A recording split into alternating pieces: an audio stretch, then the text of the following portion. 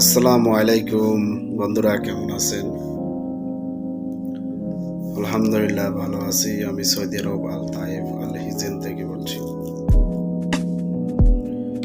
পৃথিবীর বুকে সবচেয়ে মিথ্যাবাদী হচ্ছে প্রবাসীরা। বলতে পারেন কেন, কিভাবে?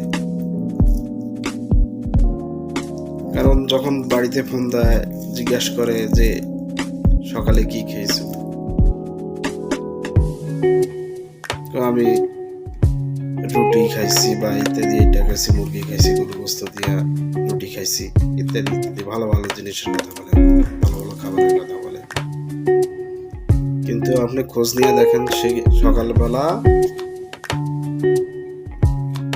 একটা শুকনো রুটি দিয়ে একটা চা খাইছে। এটাই বাস্তব।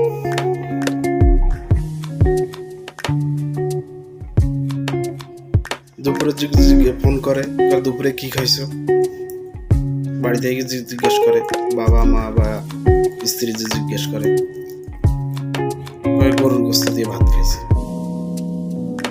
বা ছাগল বা মুরগির গোস্ত, ছাগলের গোস্ত দিয়ে ভাত খাইছে। কিন্তু সে আলুর ভর্তা ডাল দিয়ে ভাত খাইছে দুপুরে। যদি বলা হয় তাকে যে ঈদে কি কি জামা কিনছো, তখন বলবে এটা কিনছে এটা কিনছে, অথচ একটা কিছু কিনে নেই। এটাই বাস্তব। প্রবাসীরা সবচেয়ে বেশি মিথ্যা কথা বলে,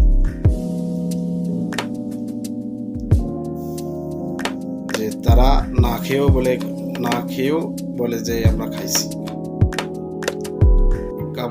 কাপড় বা ইত্যাদি না কিনেও